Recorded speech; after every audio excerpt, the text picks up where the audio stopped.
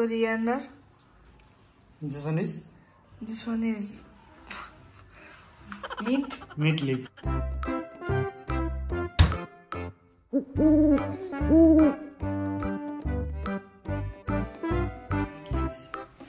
And here's the chicken, okay? So we'll put first the coriander.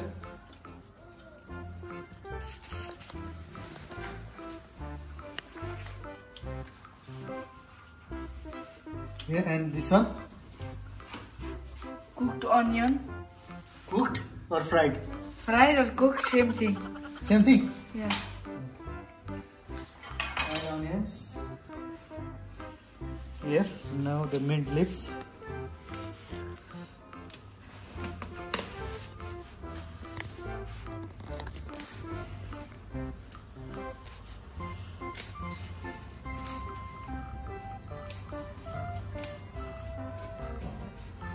This is the yogurt.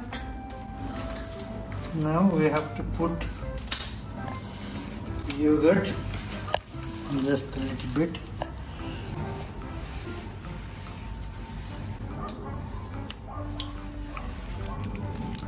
That's enough.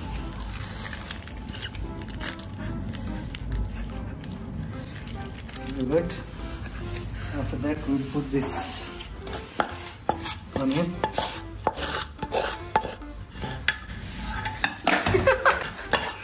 Don't laugh.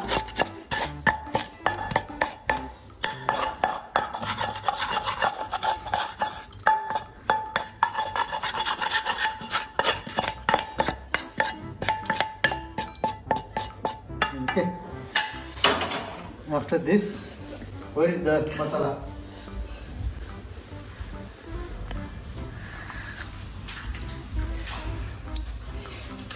What are you doing? Taking a video. Biryani masala.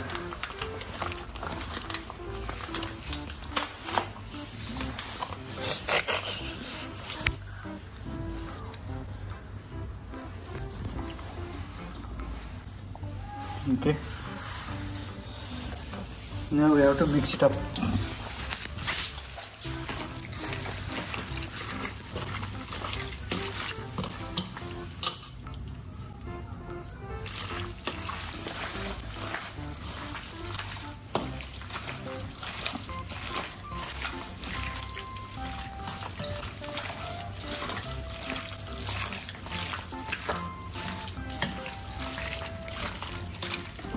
Okay, now where is the spices? Salt,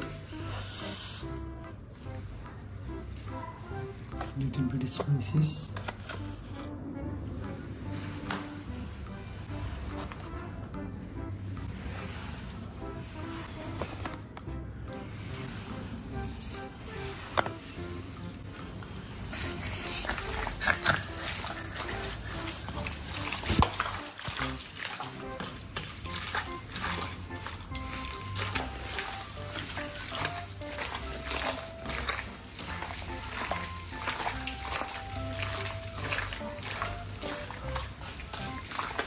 Marinate for 24 hours.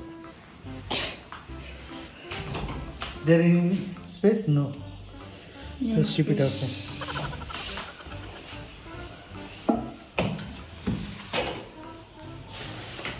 Good morning sa inyong lahat. Happy first Sunday of the month ng March. So, ayan guys, yung sobra naming biryani. Napadami yung luto ni Deepak, pero okay lang. Kasi ito yung kakainin namin hanggang gabi na rin para maubos guys. At hindi ako magluluto. Initin ko ito guys, and hinaan ko lang yung apoy kasi hindi yan maganda pa matagalan dahil masusunog yung baba niya, yung manok. Konti lang. Very gloomy ngayon guys, and kasamang ano siya, ambon-ambon. And yung aking puto pa, isang piraso na lang natira dahil binigyan ko nga yung kaibigan dito. At saka syempre kumain kami ni Johan. Sobrang sarap nito guys, in fairness. And may dala palang prutas. Yung kaibigan dito, may dala siya prutas kasi nga first time na magbisita dito sa bahay. Actually guys, ganyan ang mga Nepalese sa kanilang culture. May mga ugali sila na gusto ko rin ang ganyang ugali nila na kung first time nilang pumunta dito o di kaya sa mga relatives din naman kahit kami pag bumibisita o di kaya may mga gatherings kami, may mga get together.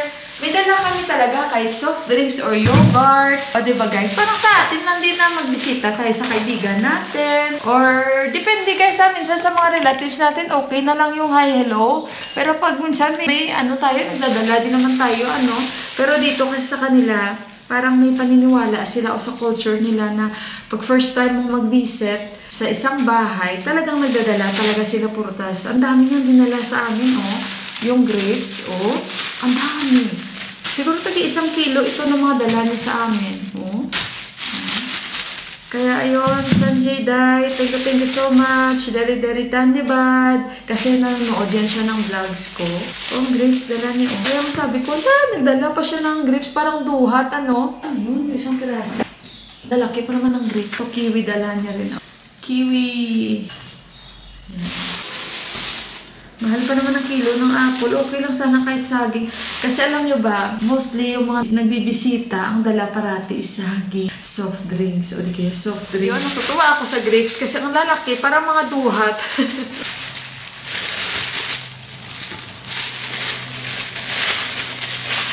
Saka kinongratulate ko siya kagabi kasi may bagong baby siya. Kapanganak lang ng asawa niya. Ayan. Ang dami ano, sana duhat na lang ito. Pero yung duhat dito na natikman ko guys, may mga ano din na matamis. Pero iba-ibang lasa guys. Okay guys, ito na yung biryani. Ayan, hindi ko lang siya nilagyan ng maraming manok. Ayan guys. So ay kakain na. Yung isang kaibigan ni Deepak, si Yubin Bay, umalis na. Tapos si Susan Ba, ayun, natutulog pa siya. Umuulan guys. Parang huling hirit talaga to ng lamig. Amen. Thank you Lord. Mamaya na ako mag-yogurt. Somebody. You're going now? I'm going. You don't want to drink coffee? No, it's okay also. I don't drink coffee. It's raining. Is it? Yeah. Maybe not much. It will be fine, man. You go now. Yeah, Latte karay? Thank you. Bye-bye. Bye-bye. Our hearts beat to the city streets. We began to feel the fire. Yan si Susan Bell, close hindi pa. Lagi niya concern yan, aso niya. Kaya pag nandito yan, nagmamadali yan, uuwi agad. Kasi sabihan niya kami, aso ko, Ate Mila. The night's young, and it's just begun. Hey guys, yung dalawa naming bisita, dito sila natulog kagabi. Pag sila ang bumangon, automatic yan guys, nakatupi ang kanilang pinanggalingan. Hindi po sila yung pagbangon nila, hayaan lang nila. Ba't kaya may ganito? Yung aking, ba't kaya parang may shade? O di kaya napapraning lang ako? Sandali muna guys ha. Wala, parang may nagla-line siya. Ayan o, may lumalabas. Teka lang, itry natin dito. May lumalabas na itim. Wala naman. Saan kaya yun? Sa ilaw yun? I think sa ilaw dito or hindi ko lang alam. Ayan o, parang may line siya. Yan sila guys, ang isa sa mga ugali na pinakagusto ko. Kahit si Deepak, kahit yung kuya niya nandito, kahit nagmamadali yan sila guys, tutupiin talaga nila yung kanilang pinanggalingan. Yung lens ko parang may dumadaan, di kaya doon lang. Yan yung isa sa mga ugali nila na nagustuhan ko guys, na kasi may ugali ako guys na pagkagising ko, hindi agad ako full ng blankets ko. Galing sa higaan, hindi agad tinutupi. Ang mga Nepalese guys, isa yan sa mga pinaka-the best na ugali. Kahit saan sila pumunta, kahit sa bahay nila. Pagbangon nila guys, talagang yung kanilang higaan, ligpit agad yan, automatic. Yan ang pinaka-gusto ko sa kanila. Tapos yung pag-fold nila ng mga blankets, pare-pareho yan sila guys, kahit saang bahay kayo pumunta. Kita nyo kahit ako, magtupi na ng mga blankets, parang same na rin sa kanila. Guys, alauna na, hapon na dito. Guys, ayan o, maulan sa amin buong araw. Ayan. Goodbye, spring. Summer na, summer na. Yung aking mga boys. Si Johan. Hayo. Hayo. Hayo, hayo, hayo.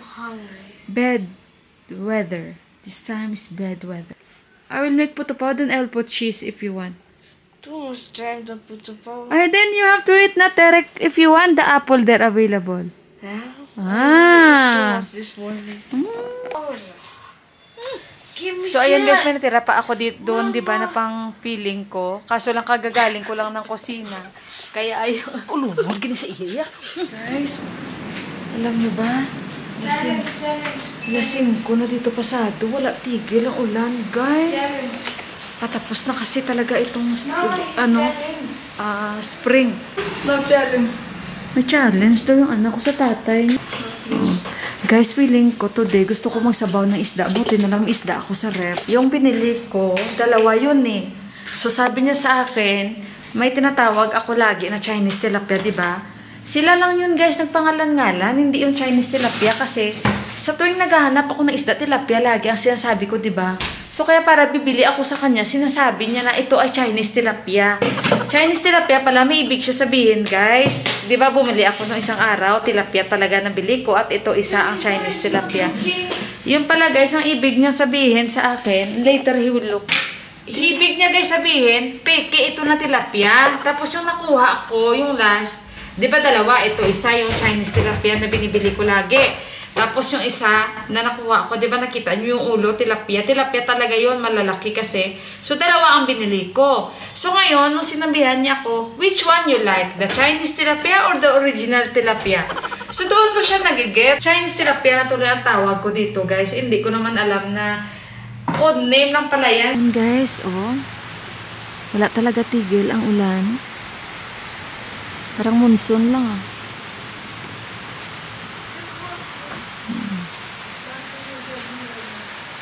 Dito sa kwarto ni Buwa at saka ni Ama. Oh. Yan, nakakamiss sila Buwa at Ama. Hot, very hot. Ekdom hot, full hot. Yuhan, close that one, anak ko. May challenge si Yuhan sa papa niya, kaya may pinapahanap siya dyan. Oh. So guys, ayan, matutulog na kami. And tingnan nyo, oh, kinabit ko ulit, oh. Akala ko, nakaligtas na kami sa lamig kagabi. Hindi pala. Today, the whole day, guys, as in grabe yung ulan. Walang tigil kahit hanggang ngayon. Lumamig na naman, so back to normal na naman kami muna. Hindi ko alam kung ilang araw uulan. Tomorrow, it will rain again, anak, or no? Grabe, guys, ang gloomy today at ulan talaga siya starting kaninang umaga pagising namin. Kasi nga sa weather forecast, mag-uulan naman talaga. So, ayun guys, and may kunting favor pala ako sa inyo. Sana wag po kayong mag-skip ng ads. Napakalaking bagay po yun sa akin bilang isang vlogger po. Napakalaking tulong po yun sa akin. Ayun lang ang pakiusap ko. Sa mga nag-subscribe sa akin, and sa mga nag-share ng videos ko, and sa mga nagla-like, nagko-comment, maraming salamat po sa inyo. Nawa ay lagi kayong nandyan para mag-support sa akin. And ayun guys, mag-good night na po ako sa inyo. Dahil mag-11:30 dito at antok na rin ako. And si Yon, kailangan na matulog. So, i-end ko na yung vlog ko. Maraming salamat and I love you. Bye guys! Good night!